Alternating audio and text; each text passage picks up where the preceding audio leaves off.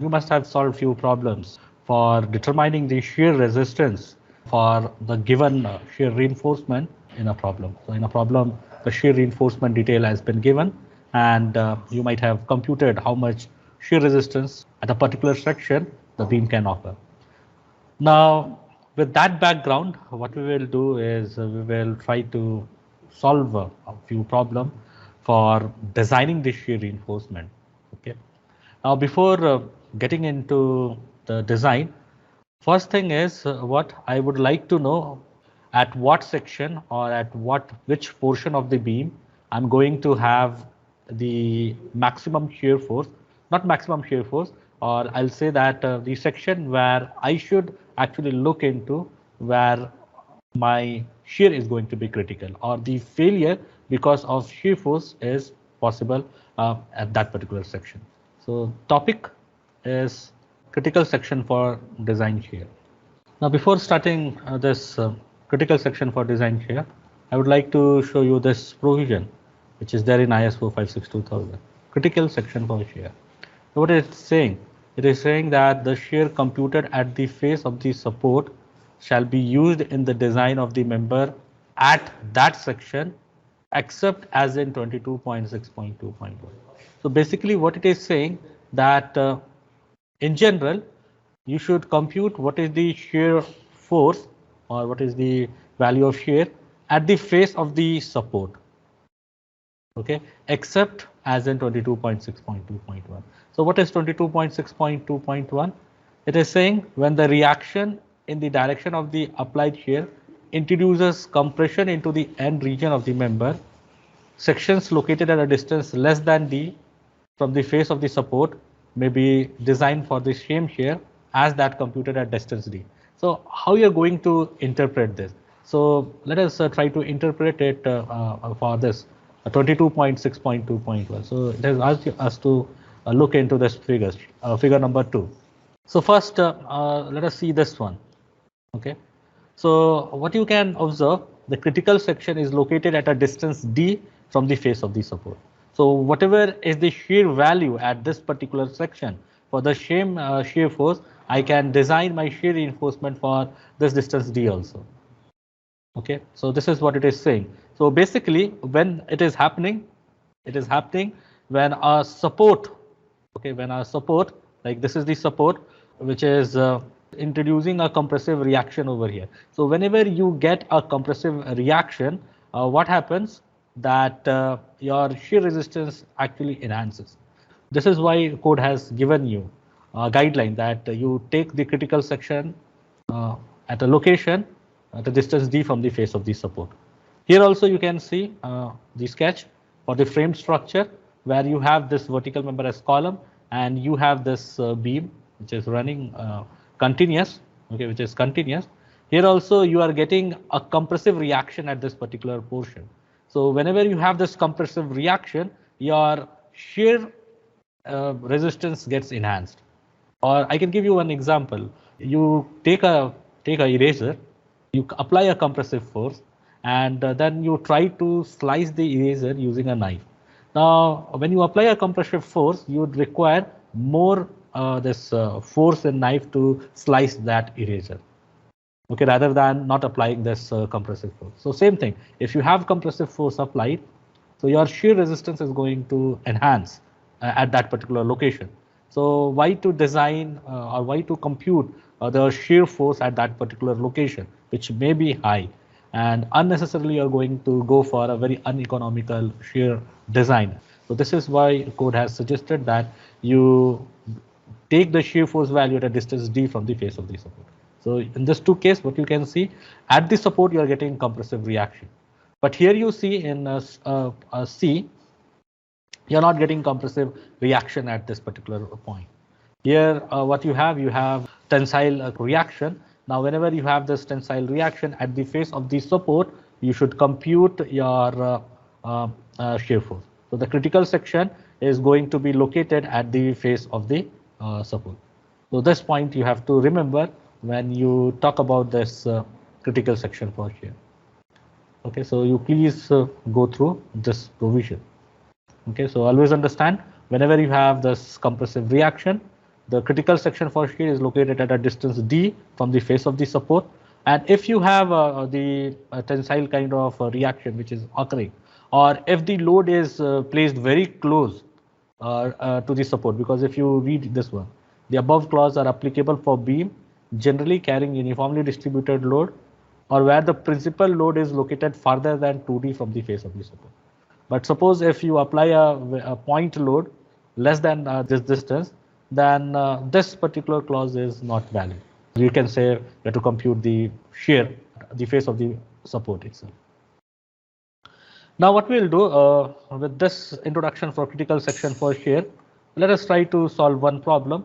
And you remember, and one of the problem for designing T-beam, we had done the flexural reinforcement design. And what we would like to do, we would like to design the shear reinforcement for same problem also. But before solving that problem, let us practice of designing the shear reinforcement for a given shear force. So we have this problem for designing the shear reinforcement. It is saying you have a reinforced concrete beam which is 250 mm wide and 400 mm effective depth, and it is subjected to an ultimate shear force of 150 kilonewton, and saying that it is located at the critical section itself. So I should not worry about where the critical section is for which the shear reinforcement has to be designed. And it is also saying the tensile reinforcement at the section near support is 0.5%. So what do you mean by this? It means that 100 AST by BD is 0.5. Okay, so we know percentage tension reinforcement. It is 100 AST by BD. It is given. So design the shear stirrup near the support. Where support, you have to design the shear stirrups. Now, can you tell me, here it is asking you to design the minimum shear reinforcement. Why do you think you have to go with minimum shear reinforcement design at the midspan? And why minimum shear reinforcement? What will happen if you don't provide any shear reinforcement? Yes. So to prevent sudden failure. Okay, to prevent sudden failure. Okay, minimum shear reinforcement you're introducing to prevent sudden failure. Fine. But why it is asking you to design minimum shear reinforcement at the midspan? Now to understand this, we'll be designing it, but let me tell you. Say you have a simply supported beam, and to this simply supported beam, say you have this UDL W, and this beam is of span L. Now what you do, I know that say this beam is made of reinforced cement concrete, and someone asks you to design this beam. What you have to design? You have to design you have to tell the cross section of the beam, you have to tell the flexural reinforcement in the beam, and you have to tell the shear reinforcement in the beam. Now you know how you compute flexural reinforcement. To compute flexural reinforcement, you plot the bending moment diagram. So the bending moment diagram will look like this. And maximum bending moment is going to act at midspan, which is going to be W L square by A. And say this is ultimate load W. So you'll compute this maximum moment. Now for this maximum moment, you'll be able to compute the longitudinal reinforcement. Now as you can see, as you come near the support, your bending moment is reducing. And in one of the class and also one of the problem, I talked about curtailment of the bar. So depending upon the magnitude of the moment, okay, you would like to curtail the bar such that your moment of resistance is equal to the moment at that particular section or is greater than that. So you can curtail the bar to achieve economy. Okay, so that you can do. So this is the methodology with which you compute your longitudinal reinforcement. Okay, so it is based upon maximum moment. So next what you do in order to compute shear reinforcement or for shear reinforcement design, you plot the shear diagram, shear force diagram. So how your shear force diagram will look like? Your shear force diagram will look like this. So what you can observe at midspan, the shear force is 0. You see, at midspan, the shear force is 0 and you are getting maximum shear force near support. So what you are trying to do is you will design your shear reinforcement near support. Now whatever shear reinforcement you get for some distance, okay, you'll provide the same shear reinforcement, And for the remaining part, okay, for the remaining part, you'll compute what is the shear resistance which is going to be offered by minimum shear reinforcement. As soon as you find these value as minimum shear resistance, the boundary, within that, what you can do, you can provide minimum shear reinforcement. Because you do not need that much amount of stirrups at midspan, because at midspan exactly your shear force is 0, and as you come near midspan, your magnitude of shear force is reducing. This is one of the reason why it has asked you to design minimum shear reinforcement at the midspan. Okay. Now to start our design, so let us write down the data first. So what is the data which is given? Width of the beam. Width of the beam is given to you 250 mm. And effective depth is given. It is 400 mm. 100 ASTBD is given near support. It is 0.5%. Okay, you can write 0.5. I would like to know what is the shear stress which is going to act in this section. So nominal shear stress which is going to act in the section. Let me write down the shear force also. VU. The shear force given to you is 150 kilonewton. Because of this shear force, you're going to get the nominal shear stress or ultimate shear stress, tau V. This will be VU by VD. VU is 150 into 10 to the power 3 Newton. Width of the beam is 250 and D is 400. So if you do this calculation, you get this nominal, and you please check this. You'll get tau V as 1.5 Newton per millimeter square.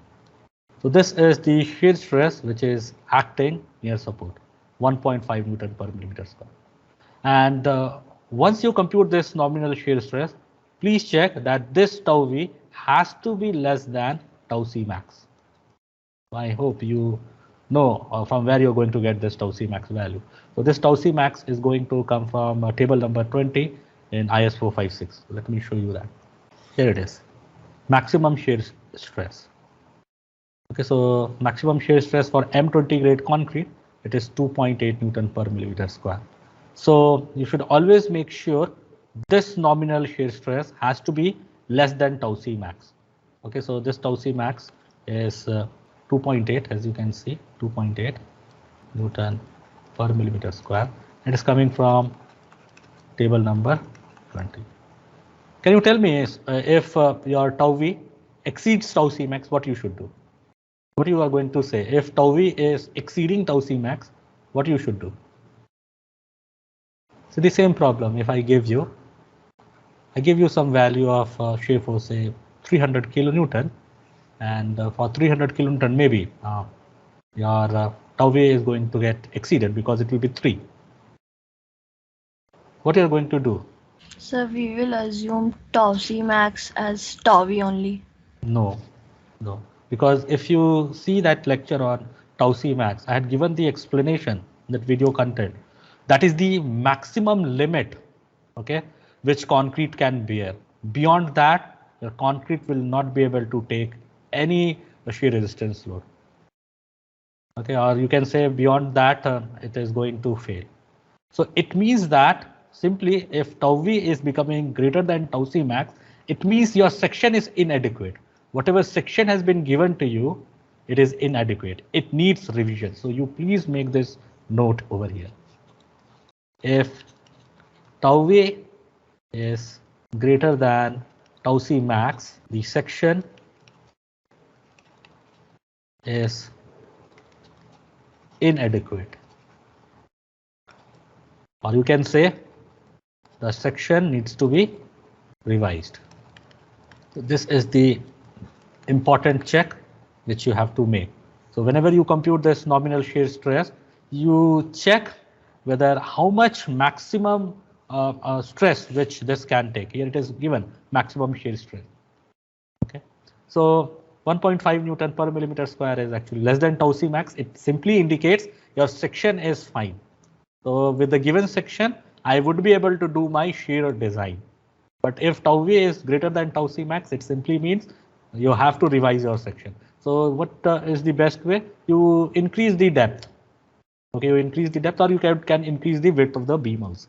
But it is always advisable if you increase the depth, you would be able to save some longitudinal steel, because we have seen if with the increase in the depth of the beam, you actually reduce the longitudinal reinforcement. Okay, so that can be done.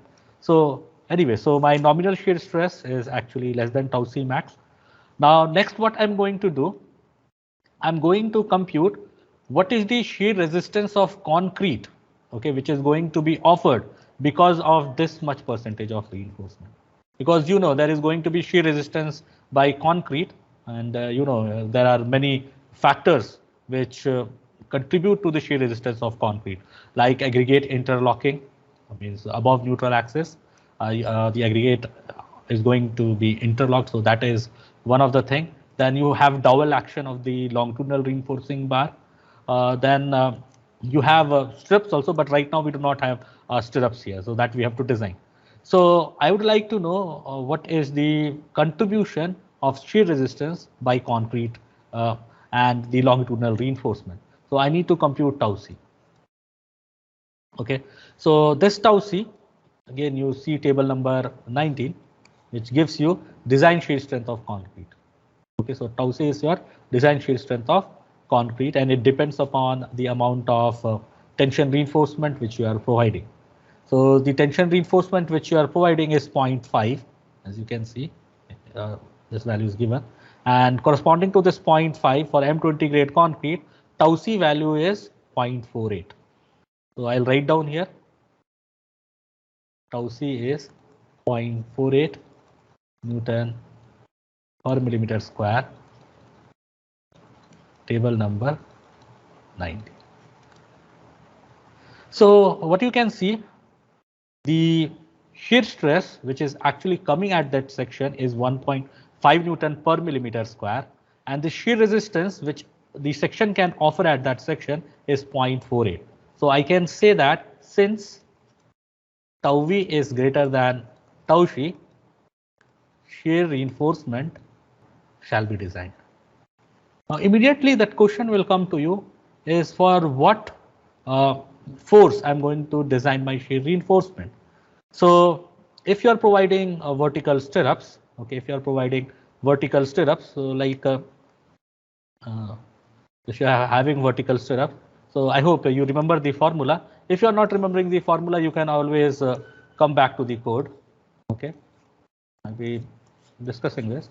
Like here you see, for vertical stirrup, this is the formula which is there. So by using this formula for vertical stirrups, right here, shear reinforcement shall be designed. So when you should provide shear reinforcement, when your nominal shear stress is more than the shear strength of the concrete. And this also you can see over here. Here it is written, and I'll interpret this.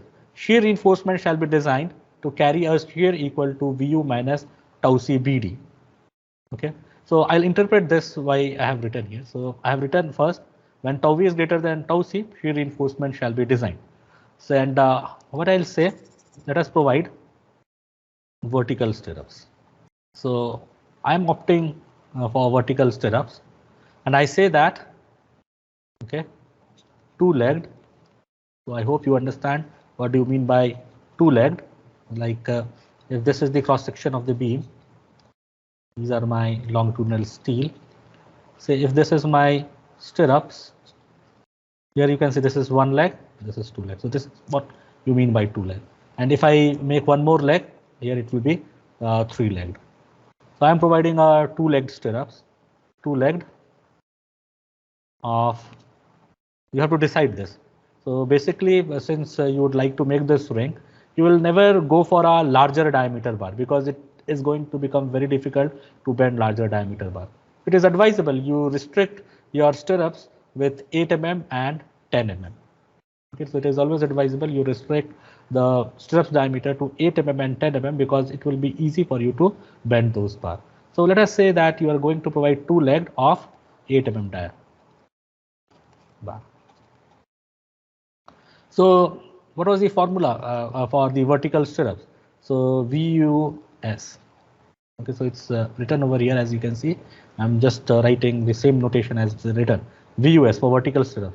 So it is 0.87 Fy ASV into D divided by SV. Okay. Now, please remember, if I talk about the shear resistance, okay, shear resistance at any given section is what? VR is actually what? It is shear contribution because of concrete plus shear contribution because of the stirrup. Okay, so you remember we have done those problem to compute the shear resistance at any given section. So the shear resistance at any given section equal to what? Shear resistance of offered by concrete because of the amount of tension reinforcement you are providing, plus what is the shear resistance or shear resistance which is going to be offered by the stirrups. So here in my case right now it is vertical stirrup. Now my shear resistance, in order to achieve safety, my shear resistance has to be equal to what? It should be greater than or equal to my the shear force which is coming. Okay, so my condition for safety against shear is what? My resistance has to be what? Greater than equal to the ultimate shear force which is going to act. So I'm going to equate VR with VU equal to VC plus VUS. And further, what is VU? If you see this VU, we already know it is given to you. Okay, it is given to you. The VU is given how much? 150 kilonewton.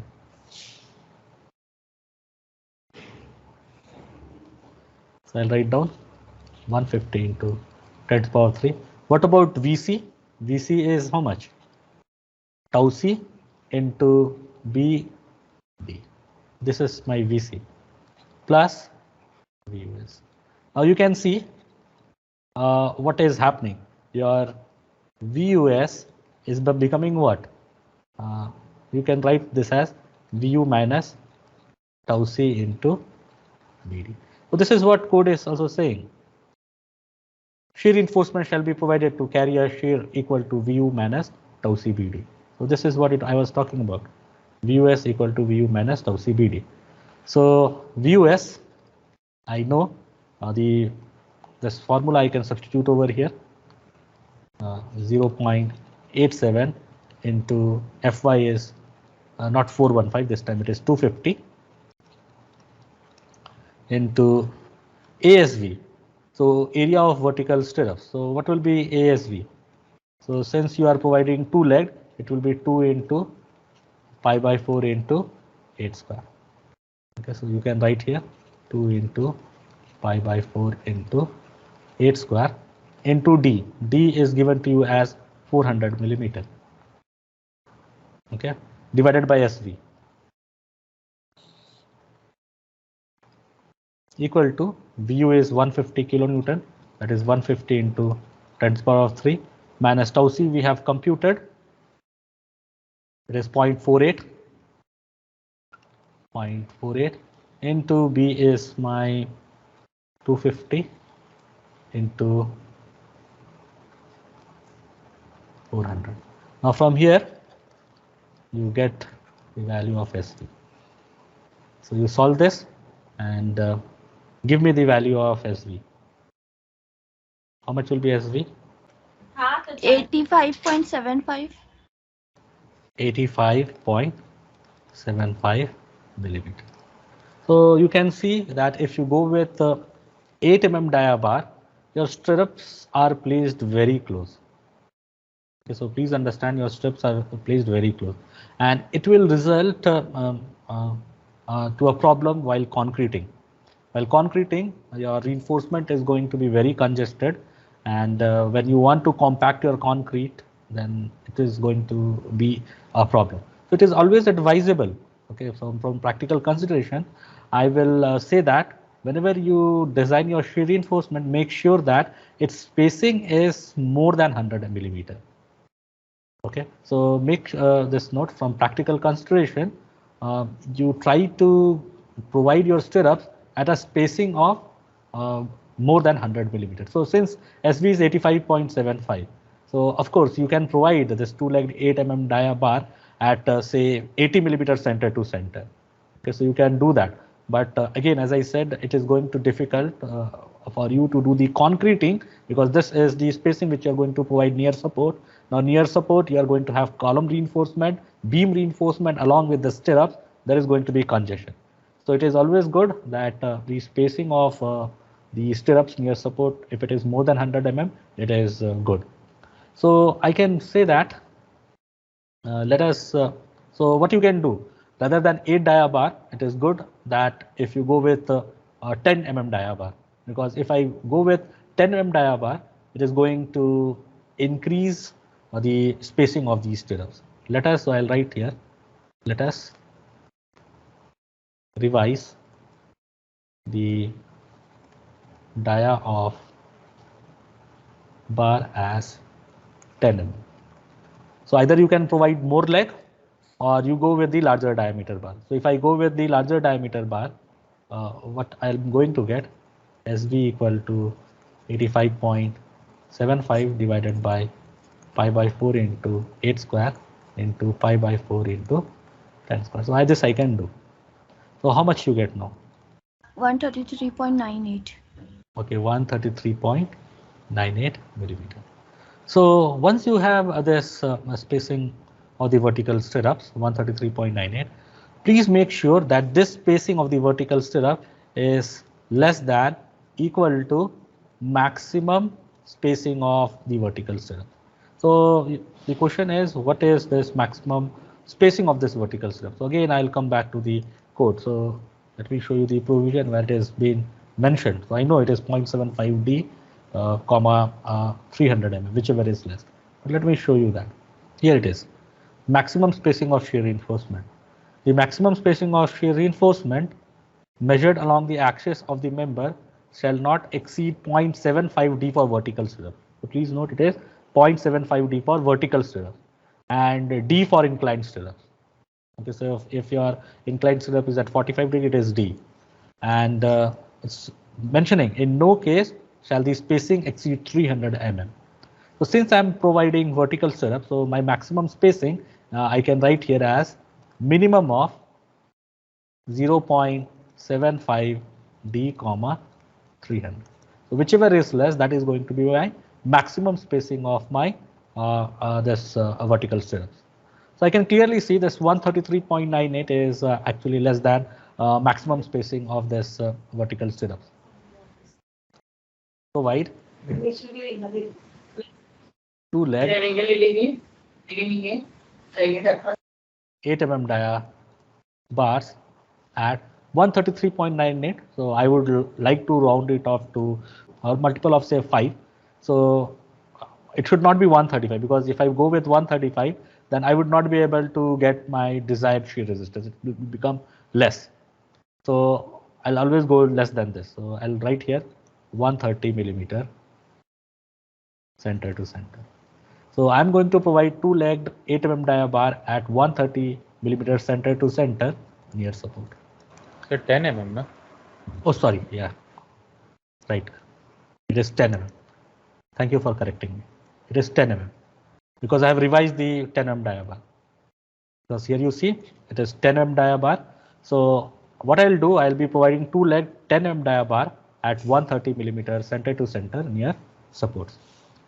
Next, what I will be doing here, as it was asked to design minimum shear reinforcement at midspan. So what is minimum shear reinforcement?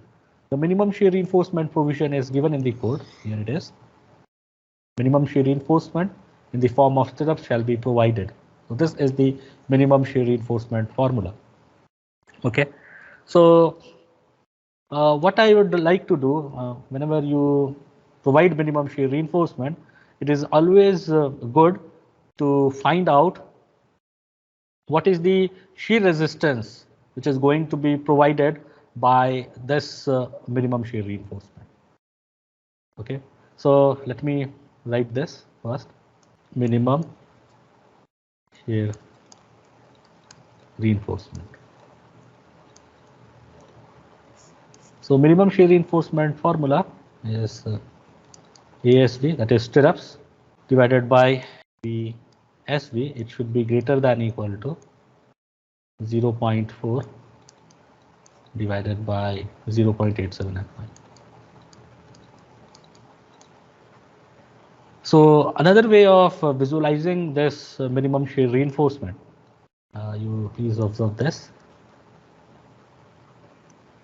0.87 Fy ASV divided by SV is greater than equal to 0.4 B. So I've just manipulated this formula. And what is this? 0.87 Fy ASV divided by SV. Just now we had seen the shear resistance by vertical stirrups. You see this formula? 0.87 Fy ASV. Here D term is also coming. So what I will do here, I'll multiply this with D, and here also I'll multiply with D. So if I have vertical stirrups, for vertical stirrups, shear resistance, okay, offered by minimum shear reinforcement will be equal to how much? 0.4 BD.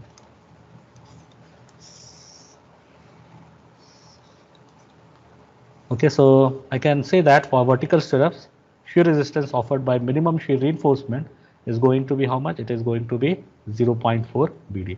So it will give me a quick idea, like what is the resistance offered by the stirrups when it is minimum.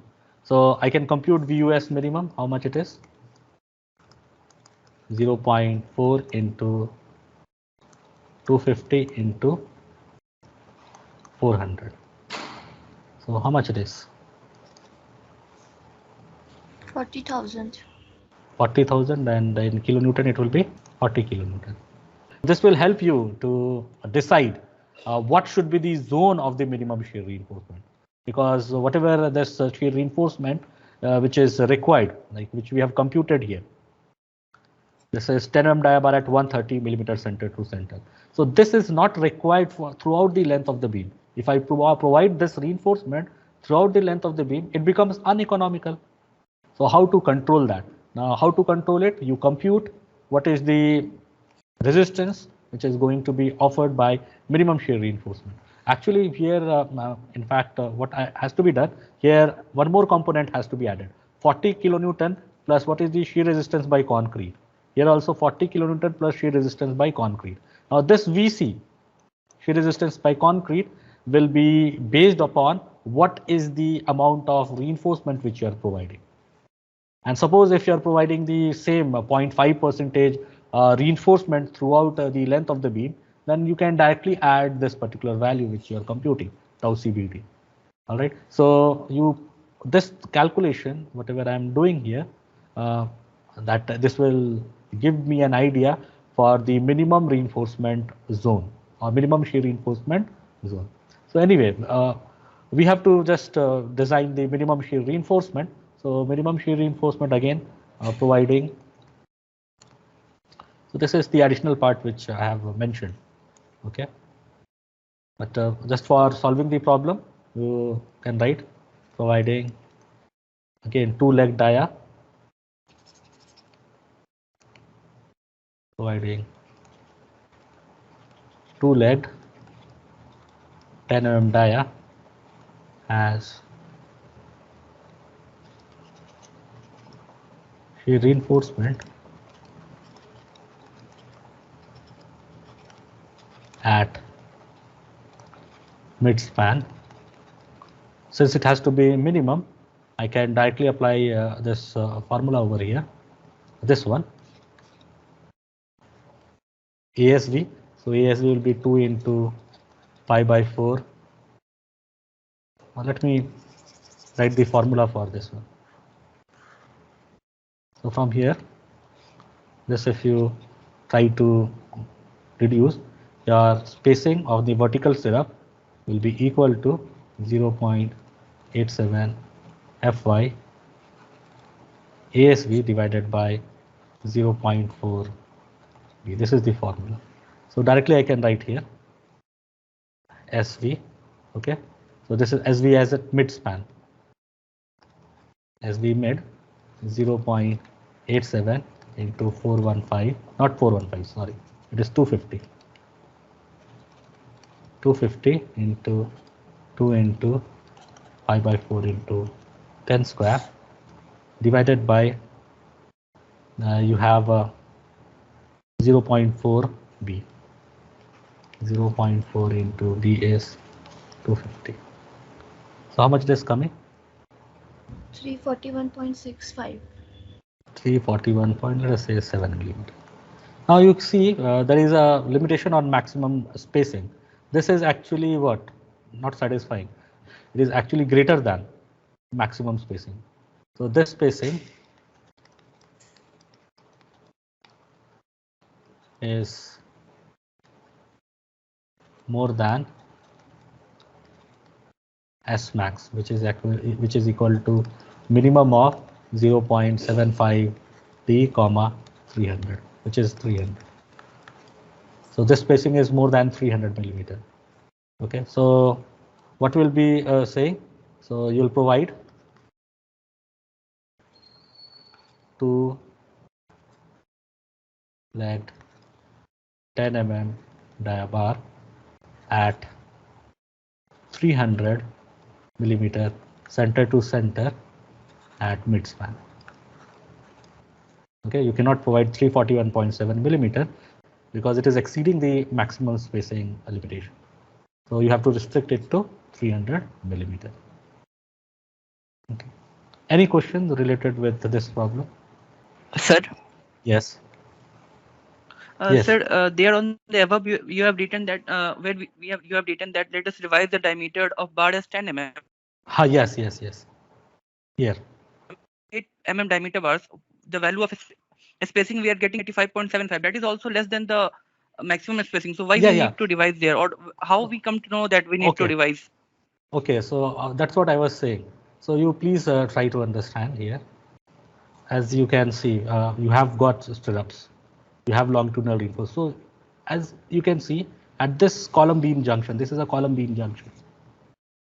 And if you are placing your stirrups very close, okay, if your stirrups are very close, it is going to be very difficult for you to pour your concrete and vibrate it. Okay, because finally you are going to compact your concrete using some needle vibrator. And if you have little bit more of a spacing, it becomes easy for you to do the concreting work. Like this is the spacing which I was talking about. If this spacing is greater than 100 mm, it is good for you to do the concreting work. Now your spacing is 80, how much? 85 mm it is coming. Maybe you are going to provide 80 mm. So your reinforcement is going to become very close near support. So it may pose problem when you do the concreting. As you can see here at support, since you have negative moment, most of the this thing reinforcement is at the top. Is this thing clear to you? Why actually I have revised it? Just for practical consideration, I want more spacing near support. Okay, I want more spacing near support. That is one of the reason what I am doing. I am providing this thing, larger diameter bar. And if you observe this particular sketch, okay, if you observe this particular sketch, you have basically you have very large shear force which is actually acting at this particular junction. That is why if you observe at this section, you have many number of legs. You see, you have many number of legs. You are going to have 1 leg here, okay, 2 leg here, okay, 3 leg here, 4 leg here, 5, 6, nearly 6 to 7 legs you are having actually at one particular section, which is going to provide the shear resistance. So when I'm talking about shear resistance at this particular section. So in this particular section, you find out how many number of legs are being provided, okay, and what is the diameter of the bar, and accordingly you can compute and specify what is this space. Any other clarification or doubt? One more thing here also, I had to go with 10 mm dia bar because I want to be consistent. Because at support I'm providing 10 mm, so same I think I wanted to provide at mid-span also. Actually, if you would like to provide 8 mm dia bar, that is also good, but it will not be very consistent, and there is going to be some kind of confusion at site also.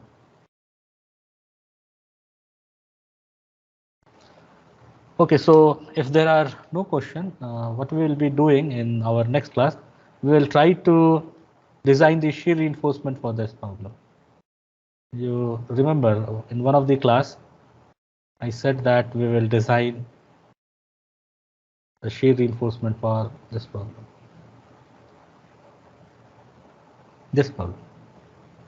Here it was asked to compute only flexural reinforcement, but in tomorrow's class, what we'll see that we design the shear reinforcement also for this beam. Okay.